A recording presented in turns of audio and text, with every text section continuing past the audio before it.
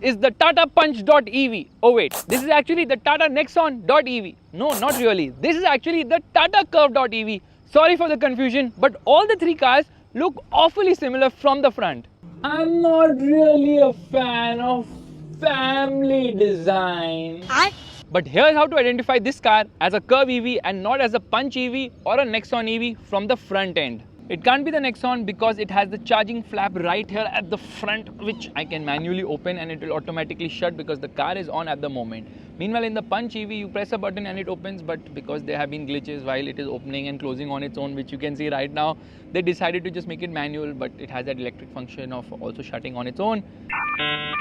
The Nexon doesn't have this because it's on the old platform. So this is definitely not the Nexon because this is the Curvv with the charging flap right here. But then it's not even the Punch because it has the camera for the lane keep assist there and the Punch does not get ADAS.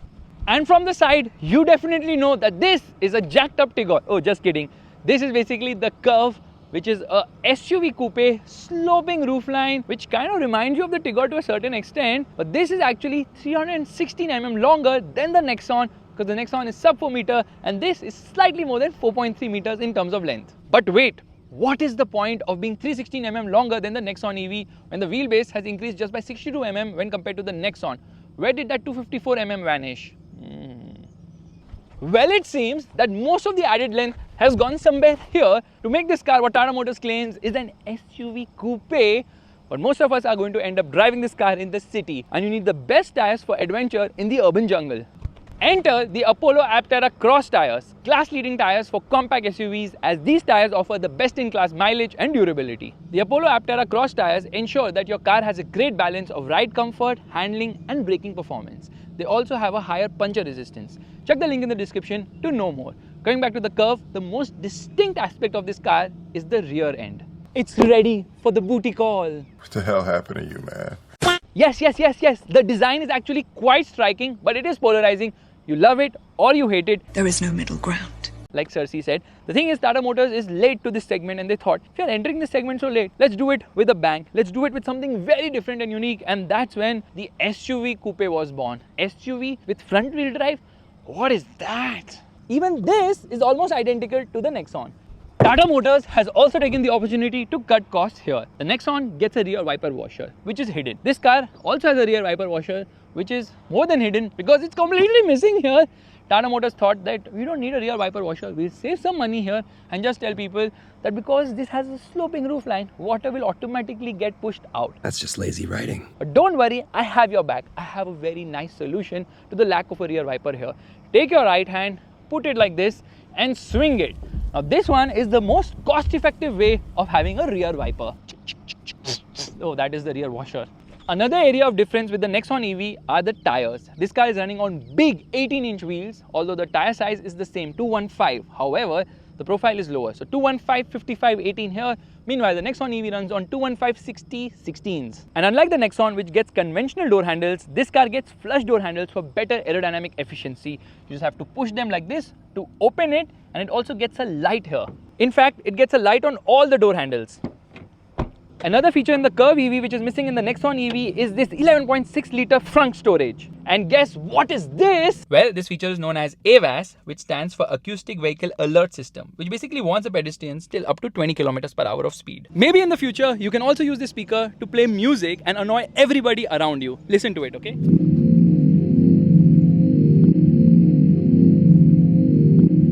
The sound is that which you hear in a spa. It feels like someone is giving me a nice relaxing massage without a happy. And this car also gets a new key which is different from the one on the Nexon. Yes, finally Tata Motors has given us a new key. Yeah! And even the interior is identical to the Nexon. Only 3 things are different here. First is the steering wheel. It does not come from the Nexon. Instead, it comes from the Harrier and Safari. The second different thing is the sunroof. It gets a bigger panoramic sunroof here instead of the single small chin-to-minto sunroof in the Nexon. And the third feature here is the gesture-operated powered tailgate, which is very slow, yaar. It takes its own sweet time to open the tailgate. Kamaria! Which brings me to 5 annoying things I don't like about the Tata Curvv EV. Number 1 is the quality, or rather the inconsistency of it. This is a brand new car. This DRL is working, but this one is not. It's already conked off. And fingers of truth on the right side. Yes, this panel gap is wider than the left one, so inconsistency in terms of fit finish. And there are at least 10 other places where I can show you the inconsistency in fit finish. So yes, quality should be a lot better when you're paying more than rupees 20 lakhs. I'm not being a hater. I know DKL guys are going to be very upset. The second annoying thing is the position of the charging port. It is at the front, so in case of a front collision, this thing will get damaged, which means two things. Firstly, it will be expensive to repair or replace, and secondly, you might not have access to the charging port, which means that your car will get grounded. Absolutely nobody is putting the charging port dead in the front. People tend to put it on the side, so I don't know why Tata Motors is doing this experiment. The third annoying thing is this touch panel right here. It's not the best to use, and at times you even don't know if you have touched a button or not. And then it also tends to have minor issues here and there, wherein the air conditioning has a mind of its own. The fourth annoying thing is the minor cost cutting. Like the center passenger does not get a head because there is no center headrest in the rear. And there are just two parking sensors at the front and rear instead of having 4 each. And then there's the spare wheel of this car, which is a 16-incher and it is a steel wheel. This car is running on 18-inch wheels. Why is it having a 16-inch spare? They do give you a tire mobility kit though. And then there are the buttons for the seat ventilation, which is just out of sight and not clearly visible in daylight. The steering wheel is surprisingly only adjustable for height. It is not adjustable for reach. And then there are the power window switches, which are very dated. They come from the Indica Vista, which is more than a decade old, and it's only the driver's side switch which gets illumination and one-touch up and down function. The rest of the power window switches aren't that fortunate. The design of the center console seems to be flawed too, because there are no cup holders here in the center console, which is very baffling. But there are cup holders inside the glove box. Isn't that a very weird place to have a cup holder? I don't know how they even think of this. Every time you take the key out of the car, it becomes very horny. It starts ringing the horn time and again. But what I really like about Tata Motors is the consistency. So first, the left DRL wasn't working. To keep it symmetrical and consistent, now the right DRL isn't working either. Oh, that's real creative. And the fifth annoying thing is the rear seat. There isn't much space when compared to the Nexon. So what is the whole point of this car being longer? Because under thigh support is really very poor. Headroom isn't that great for someone as tall as me because of the sloping roofline. There are no magazine holders here. The only respite is that the rear seat can actually be reclined by 3 degrees in 2 steps. Looks like the whole idea of Tata Motors increasing the length of this car wasn't to improve the rear seat space, but was to give it a bigger boot. Fortunately though, there are a lot of things to like about this car. Here are 5 of them. First is the boot. At 500 litres, it is 150 litres bigger than the Nexon and is also bigger than the Kia Seltos as well as the Hyundai Creta, which are obviously the top sellers in this segment. Views के लिए क्या-क्या करना पड़ता है? By the way, you can fold down the rear seats to increase the boot carrying capacity to a massive 973 litres. The second thing you like about this car is the performance. It is fast. In fact, the battery pack is so big here that it can even do vehicle-to-vehicle charging and vehicle-to-load for all the variants. Isn't that amazing? Your car is now a power bank. What the That's because this car obviously is an electric, which means it gets instant torque and it has the biggest battery of any Tata car currently. In fact, it has the biggest battery in the whole segment itself, although it is not the most powerful car in the segment. And I'll obviously detail all these aspects when I'm going to drive this car later on in the video. So stay tuned for left foot on the brake, right foot on the accelerator. Because this is how it accelerates.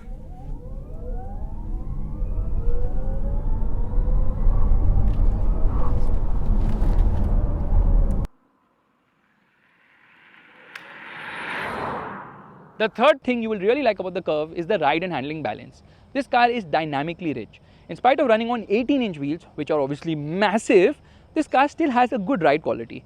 And the handling is decent too. So yes, it is decent amount of fun around the corners. And this car's also got all-wheel discs, because of which this is how it stops. Not very sure-footed, huh? ABS seems to be too intrusive. The fourth thing to really like about this car are the features. It is loaded, and how? Some of the highlight features include a 10.25-inch instrument cluster, which is obviously all digital, and you can see a lot of information here. Then there's the big 12.3-inch infotainment system, which has a lot of information. It also has the Arcade.ev app, wherein you can even play games. Oh god, there's no ADAS here. And there are a ton of other apps available too, which is nice. It has a 360-degree parking camera, which actually has a very good resolution, electric parking brake, auto hold function, 3 drive modes. Sport drive mode activated. Economy drive mode activated. City drive mode activated. wireless charging pad, auto dimming inside rear view mirror, 6-way powered driver's seat, ventilated front seats, panoramic sunroof which also gets mood lighting. Yeah, the mood lighting is available on the dashboard as well as around the sunroof area. It also gets Apple CarPlay and Android Auto, both of which are actually wireless, a 9-speaker JBL sound system with JBL modes as well.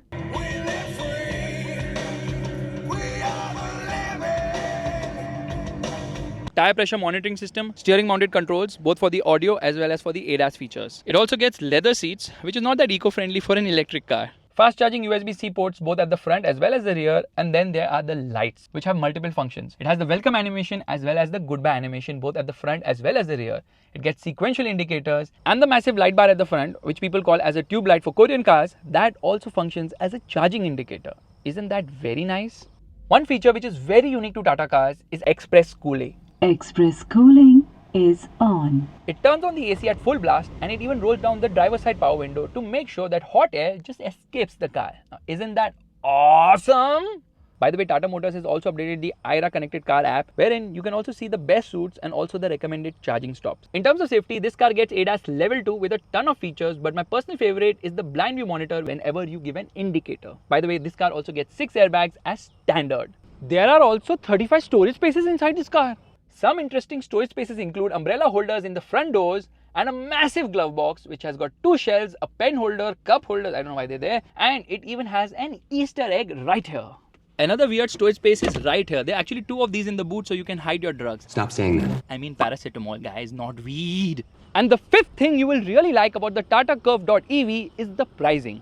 It starts at rupees 18.57 lakhs and goes all the way to 23.28 lakhs. All the prices are on road Mumbai. There are 5 trims across 7 variants, and the reason for the attractive pricing is firstly it's introductory, and secondly it shares a lot of parts with other Tata cars. In fact, the interior is an exact replica of the Nexon. Heck, even the seats are identical here. Alright, it's time to start driving, something which all of you have been waiting for. There it turns on, all these animations telling me that blind spot alert is active, air conditioning is on. Hey Tata, sunti nahi meri baat. Hello Tata, turn off air conditioning. Say a command. Turn off air conditioning. Say a command. Turn off air conditioning, lady. Sorry, I'm unable to process your command. Hello Tata, turn off air conditioning. Sure, air conditioner has been turned off. जब चलता है तो अच्छा चलता है, जब नहीं चलता तो नहीं चलता. Basically that's how it works. And we are actually going to come into, मैं क्या करने की कोशिश कर रहा था, मैं Apple Maps on करने की कोशिश कर रहा हूँ, but I don't know if 1 second CarPlay should be active. Why is it not active? Apple CarPlay. There we are. Yes, bro, I am the one. Yes, I want to connect. Come on, do it. It's connected. I think I need to unlock. No, there it is. So where is the maps? Yeah, there it is. And we are actually going to change the mode here as well. I'm going to come into the map view because that's something which is beautifully done by Tata Motors here. So straight away, okay, there we are. And I come into sport mode. Economy drive. Sport drive mode activated. Somehow Apple CarPlay is way better than Google Maps in terms of at least the aesthetics of things, although it is obviously taking you in the wrong place. Into first gear, no, into drive actually. Handbrake is down, left foot on the brake, right foot on the accelerator. We are ready to go right now. All right, and here we go. Oh my God, acceleration is quite brisk, yeah. Right. Okay, you don't have to tell me where I have to go. That is the problem. Now these people now interfere in my life. Around the corners, actually, it is very impressive. Yeah, somehow. Yeah, the horn now is a fingerprint magnet. You see the fingerprints which are coming again. Shut up! Okay, just end route and get lost. Don't disturb me ever again. I'm not interested. Okay, we are just going to come out of this menu because unnecessarily she is like disturbing me. So I'm going to come into the home menu. Yeah, there's nothing much to see here as such. I wish we could have put some menu here or there. Yeah, is there a way of seeing the way the energy is consumed in this car, the energy monitor into EV mode here? Come on. Oh, smart lamp. What do I do with smart lamp? I want EV mode, just charging mode. Let's see what it shows. Okay, it will show you how fast it's discharging. And off we go. So performance is obviously very brisk, but I'm finding a big problem in terms of seeing the rear because this window there is so small. Rear windscreen size is really small, and the horn is not that sensitive. They have actually addressed an issue here, but it's not very aligned. And then because it's a fingerprint magnet, I always keep a cloth handy so that I can keep cleaning it whenever I feel like. Now, oh my God, wheel spin. You can't turn off traction control, I think, but it does wheel spin because this has a lot of power. It has the biggest battery in the segment. but it is not the most powerful car in the segment. In fact, it doesn't even have the most torque in the segment because the MJ ZS EV is the most powerful car in the segment. Meanwhile, the ZS EV has 280 Newton meters of torque. Even, lane departure warnings coming there. Even the XUV400 has 280 Newton meters of torque, but less power when compared to this car. This is the 55, which means the 55 kilowatt hour battery pack. It has 167 horsepower and 215 Newton meters of torque. 215 Newton meters of torque is exactly the same as the Nexon EV, but it is more powerful when compared to the Nexon EV because obviously this is their most powerful electric car at the moment till the Tata Sierra comes into the picture, and the Sierra obviously will have a lot more grunt because they will have an even bigger battery there. So the Nexon.EV comes with two battery packs, 30 kilowatt hour and 40.5 kilowatt hour. Here the base one is 45 kilowatt hour and this one is the top end, the bigger battery pack, which is 55 kilowatt hour. And because this is the bigger battery, ground clearance is lower by 4 mm, 186 mm here. Meanwhile, the 45 kilowatt hour battery pack is having a ground clearance of 190 mm. Tata Motors has achieved 50-50 weight distribution here, which is not that difficult when you have the battery pack in the wheelbase. And this is the arcade platform. Not the arcade platform. Is it arcade? I don't know. No, that's arcade.ev. This is an active platform, which is acti.ev. Instead of VE, they did EV. Me being the grammar Nazi that I am, I'm not very happy with them playing with words here and there. No, that doesn't please me. Performance is actually very good, but doesn't have the sound or the feel, and it does tend to understeer. Although the handling is actually good. Steering is also decent here. Ride is also quite impressive somehow, in spite of the big wheels. So there are certain things you will definitely like the way this car drives, and it actually drives like a bigger car. Look at that, really is. Yeah, it drives like a bigger car purely because it does feel big because of the big wheels, obviously.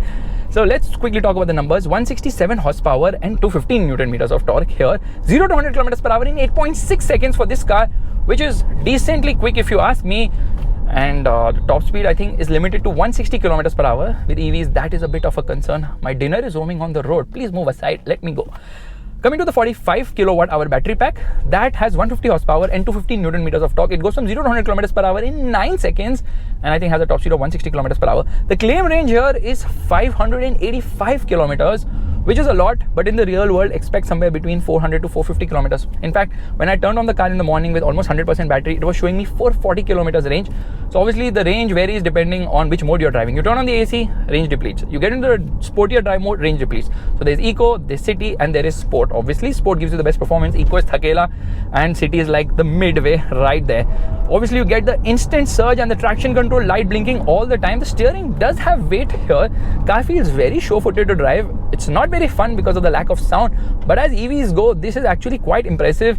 And it has prismatic cells. They've made changes to the battery and all those things, because of which, I mean, they've also made changes to the way it charges, because of which obviously it charges faster. It can charge up to a speed of 70 kilowatts, which is amazing, which means it can go from 10 to 80% in just 40 minutes, which is quick enough, and making a quick overtake is not a problem at all. Yeah, ADAS system is always so proactive here somehow, which is natural. 2% battery already depleted right now, which will definitely happen now if I give it the beans. So in terms of performance, being an EV, obviously it is fantastic. It feels fast. It is obviously very silent. It's very refined. You do hear a bit of the tire noise because of the massive tires on this car, but ride quality is good, handling is good, high-speed stability is also good, braking performance is good. Somehow the brakes are more natural here, so they've done a very good job. And we have got regenerative braking. There are 4 modes. You can turn it off by continuing to click this paddle on the left. On the right, you can go up to level 3, wherein the car will slow down dramatically to a point where it will start driving at around 9 kilometers per hour. Okay, let's keep going. It doesn't come to a halt, so there's no one pedal driving here or what? I don't think so. In terms of charging time, well, this car comes with a 7.2 kilowatt charger, and that is the AC charger, which will juice up the battery in around 7 to 8 hours, depending on which battery pack you have, whether you have the 45 or the 55. I would recommend you get the 55. Big battery pack, bigger than even the MG ZS EV, and the ZS EV actually costs a lot more when compared to this car. So yes, Tata Motors is offering a lot of value here, but the ZS EV is obviously more powerful here. And then I think we are in a city area. There's a lot of traffic here and there, but easy to maneuver this car. Steering does have some heft to it. It's not like super light that you can twirl it like this, like as if you are making a dosa. No, that is not possible. You have to put in some effort to drive this car. Ergonomics are decent, but firstly I find the dashboard to be huge and the mirrors to be similar to other Tata cars, which is fine, but the steering is a bit on the higher side here, which is natural, I believe, with Tata cars. In terms of ground clearance, like I told you, 190 mm is good, but the Nexon actually has more ground clearance, and the water weighting capacity of 450 mm is decent. But then this is a front wheel drive, it's a front motor, single motor setup. The motor is at the front. They should have given it a bigger frunk. 11.6 liters doesn't do it for me at all. Okay, my bad. I told you that the 45 has a 160 km/h top speed. No, it has 150 km/h top speed. So Tata Motors is restricting stuff so that people don't opt for the lower battery pack, because obviously you pay more, you get more, naturally. Now, the main rival is obviously the ZS EV, which is bigger in all the dimensions. Yeah, it's bigger in every dimension when compared to this car, but it is a lot more expensive. But this has the biggest battery pack in the segment, because of which it has the best range as well. In fact, the 45 has a claim range of 502 kilometers. In the real world, you would expect somewhere around 340 to 350 kilometers. Don't get the 45, get the 55, because the 45 is not available in the top end variant, I think, the top trim. Meanwhile, the 55 is not available in the base variant, which is something like a smart move, because when you have more power, then why would you want to restrict yourself to a fewer features?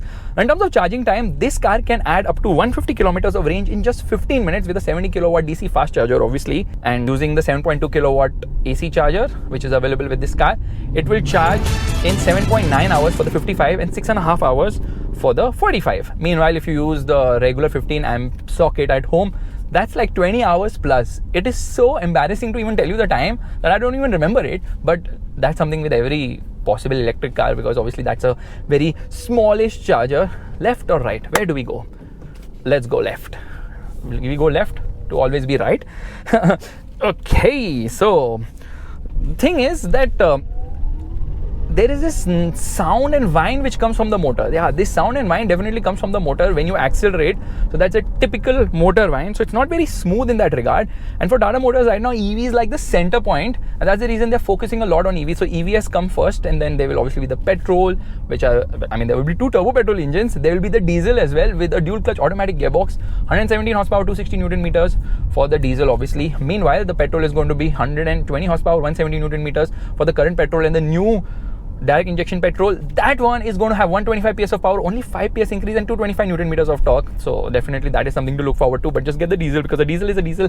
It's a freaking diesel. And the best part about the internal combustion engine cars is that there is no AdBlue required for the diesel. They have managed to make something or do something which is really nice and innovative from Tata Motors, that you don't have to put AdBlue, which is something which is unique, obviously, but they still have the provision there to make a hole and put the AdBlue socket and tank, because in the future when we go BS7, maybe that one will be required there.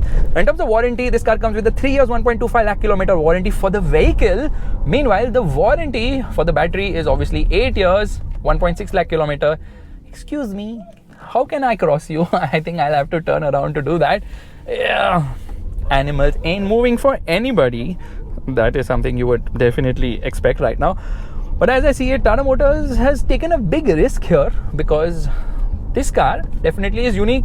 But remember one thing, they've actually gone ahead and got a car which may please everybody or may not. It's a little polarizing. So I don't know if people are ready to opt for such a design, because this car is competing with really strong players in the segment. That makes me actually do the brake test. Yeah, not very sure-footed brakes because of the weight, and off we go.